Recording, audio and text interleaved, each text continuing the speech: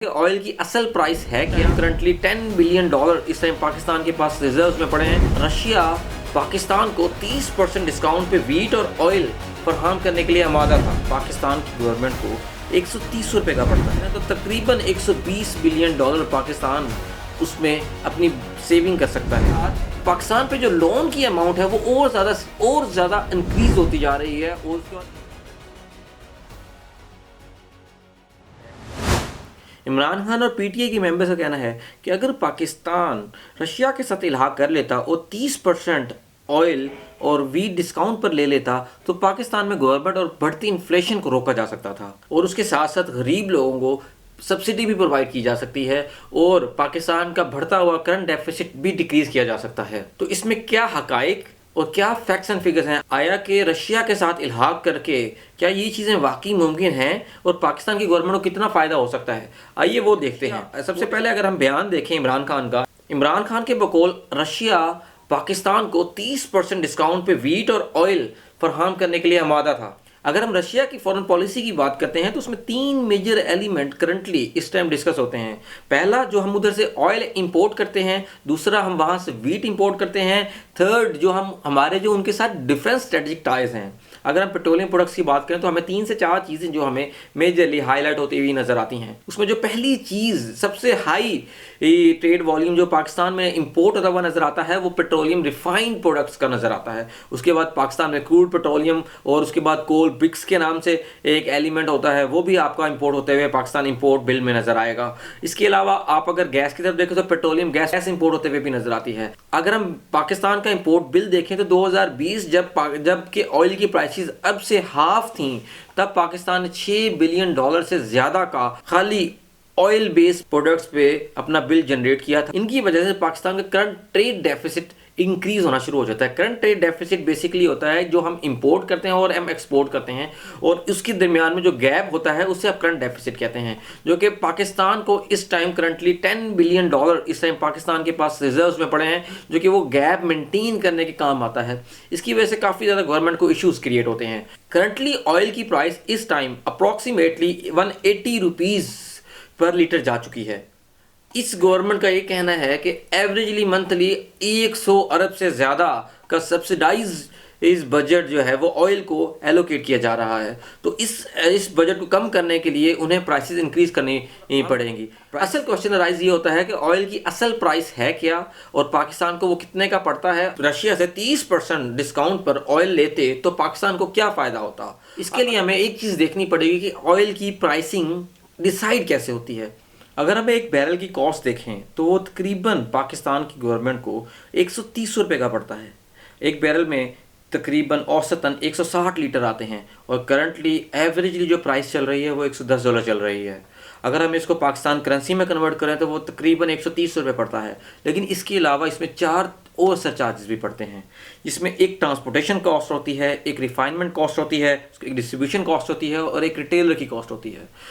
जब रशिया तेल निकालता है तो उसकी जो कॉस्ट होती है वो इंटरनेशनल मार्केट डिसाइड करती है। फॉर एग्जांपल अगर $110 का उसका रेट डिसाइड हो चुका है, जब उसको पाकिस्तान तक लेके आया जाता है तो उसमें ट्रांसपोर्टेशन कॉस्ट आती है। उसके बाद जब उसको रिफाइनरी तक पहुंचाया जाता है तो रिफाइनमेंट कॉस्ट आती है। उसके बाद रिफाइनरी से आपके पंप्स तक पहुंचाया जाता है तो डिस्ट्रीब्यूशन कॉस्ट आती है। उसके बाद जब रिटेलर अपना प्रॉफिट ऐड लगता है तो फिर वो रिटेलर कॉस्ट आ जाती है। तो इसमें 4 से 5 एलिमेंट्स और भी ऐड अप होते हैं। अगर रशिया पाकिस्तान को 30% डिस्काउंट दे भी देता है, जो कि 130 रुपये पे काउंट 30% डिस्काउंट काउंट होता है, तो एवरेजली 40 रुपीज़ पर लीटर पड़ता है। तो करंटली अगर पाकिस्तान की गवर्नमेंट को देखा जाए तो 230 रुपये के आसपास पाकिस्तान को पेट्रोल पड़ रहा है। अगर हम रशिया से पेट्रोल ले भी लें तो पाकिस्तान की गवर्नमेंट को 40 रुपये जो सब्सिडाइज कर रहे हैं तो वो कम पड़ेगा। प्रीवियस गवर्नमेंट पेट्रोल को 150 रुपये पे बेच रही थी और तकरीबन 80 से 100 रुपये के बीच उनको सब्सिडाइज करना पड़ रहा था, जिसकी वजह से हर 14 दिन के अंदर मौजूदा गवर्नमेंट के लिहाज से 65 अरब रुपये सब्सिडाइज करना पड़ रहा था। जबकि अब करंट गवर्नमेंट ने 30 रुपये पेट्रोल की कीमत बढ़ा के 180 रुपये कर दी है, जबकि अभी भी आपका सब्सिडी बिल बहुत ज़्यादा हाइक किया हुआ है, जो कि अप्रॉक्सीमेटली 35 से 40 अरब रुपए के आसपास है। अब सेकंड एलिमेंट जो डिस्कस करने लायक है वो वीट का है। अगर हम प्रीवियस ईयर्स के OECD इंटरनेशनल के मुताबिक स्टैट्स देखें तो पाकिस्तान ने 2020 में रशिया से तकरीबन $397 मिलियन की वीट इंपोर्ट की थी। अगर हम उस पर भी 30% डिस्काउंट अप्लाई करें तो तकरीबन 120 बिलियन डॉलर पाकिस्तान उसमें अपनी सेविंग कर सकता है। जबकि एक बात इसमें बहुत नोट करने वाली है, 2020 में जो वीट की प्राइसिंग थी वो 500 से 500 $550 डॉलर तक थी, जबकि अब करंटली मार्केट में प्राइसिंग $1100 है। तो ये डबल हाइक कर गई है। 2020 में पाकिस्तान ने रशिया से तकरीबन 2 million metric tonne wheat receive की थी, जबकि पाकिस्तान ने यूक्रेन से 497 मिलियन $497 मिलियन की वीट इंपोर्ट की थी। अब इस टाइम ये कन्फ्लिक्ट देखना बहुत ज़रूरी है कि इस टाइम रशिया और यूक्रेन की वार की वजह से यूक्रेन से वीट लेना ऑलमोस्ट नथिंग टू इम्पॉसिबल है। अगर हम यही जो वीट है अगर यही हम रशिया से इंपोर्ट करें तो हमारा इंपोर्ट बिल तकरीबन डबल हो जाएगा। पाकिस्तान बिजनेस फोरम के वाइस प्रेसिडेंट अहमद जावेद का कहना है कि 2020 में पाकिस्तान की रिक्वायरमेंट तकरीबन 4 मिलियन मैट्रिक टन वीट की है। इसमें एक और चीज़ जो नोट करने वाली है कि वियोन के मुताबिक तकरीबन 1.5 मिलियन मैट्रिक टन जो यूक्रेन की वीट है वो रशिया स्मगल कर चुका है अपने कंट्री के अंदर। अगर हम इसका अल्टरनेटिव देखें, रशिया से अगर हम वीट लेना बंद करते हैं, जो कि अमेरिकन और यूरोपियन यूनियन का कहना है कि उसे बिल्कुल ट्रेड का बायकॉट किया जाए, उसका अल्टरनेटिव हमें ऑस्ट्रेलिया वीट प्रोवाइड करता है, जिसकी वीट की ना सिर्फ क्वालिटी बहुत लो है और वहाँ डिस्टेंस ट्रैवलिंग भी बहुत ज़्यादा है। तो उसको इंपोर्ट करना एक बहुत ही ज़्यादा हैक्टिक और पाकिस्तान के लिए एक अनफेवरेबल सिचुएशन क्रिएट हो जाती है और उसकी वजह से प्राइस हाइक अलहदा होती है, जिसका सारा वजन जो आपकी गरीब तबका है उस पर आता है। अगर हम through out the year Pakistan की प्राइसिंग देखें वीट की लास्ट ईयर, तो वो तकरीबन 1400 से 1500 से लेकर 2000 रुपये तक ट्रेड होती रही है। लेकिन अगर हम आज की प्राइसिंग देखें तो गवर्नमेंट ने स्टैंडर्ड रेट, जो पाकिस्तान गवर्नमेंट के मुताबिक जो स्टैंडर्ड रेट 40 kg बैग का है वो 2200 रुपया है। अगर हम 30% सब्सिडी ले लेते तो उसमें अगर हम बेस प्राइस, जो जैसे कि हमने ऑयल में डिस्कस किया कि वीट की भी उसी तरीके से बेस प्राइस होती है, ट्रांसपोर्टेशन कॉस्ट आती है, रिफाइनमेंट कॉस्ट आती है, डिस्ट्रीब्यूशन कॉस्ट आती है, इवन रिटेलर कॉस्ट भी आती है। अगर हम वो चीज़ें साइड पे करके उसकी जो बेस प्राइस है उस पर हम 30% डिस्काउंट कैलकुलेट करें तो तकरीबन ये प्राइस दोबारा तकरीबन अप्रॉक्सीमेटली 1800 रुपीज़ तक वीट आ जाती है। तो यानी कि आप ऑयल के अंदर जो बढ़ती महंगाई, जो कि इस टाइम ऑयल 230 से 50 रुपये पे जाता हुआ नज़र आ रहा है, वो आप 190 रुपये ऑयल में लिमिट कर सकते हो। और जो अगर आप वीट लेते हो रशिया से ओपनली, अगर आप वीट डिस्काउंट पे लेते हो तो आप आटे की कीमत तकरीबन 300 से 400 रुपये डिक्रीज़ कर सकते हो। अगर ये कहा जाए कि इन्फ्लेशन रशिया के साथ इल्हाक करके कम हो सकती है तो ये गलत नहीं होगा। अगर पाकिस्तान सिर्फ और सिर्फ ऑयल रशिया से लेना शुरू कर दे और अप्रॉक्सीमेटली 4 to 5 बिलियन का ऑयल लेता है, उसके ऊपर 30% जो डिस्काउंट है वो तकरीबन $1.2 बिलियन बनता है।